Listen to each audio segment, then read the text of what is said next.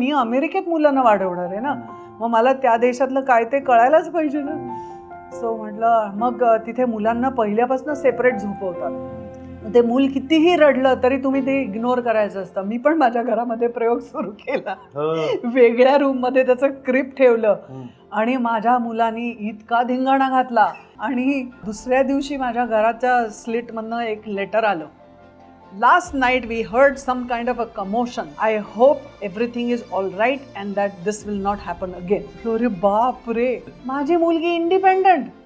तिला बिलकुल अजिबात म्हणजे पहिल्या दिवसापासून ती क्रिबमध्ये झोपली आपली. सो प्रत्येक मूल वेगळं असतं आणि प्रत्येक मुलाला ज्याची गरज असते ते आईने ओळखायचं असतं आणि ज्याला जे हवं ते देणं, जिथे सपोर्ट हवा तिथे सपोर्ट देणं म्हणजे आई वडील होणं.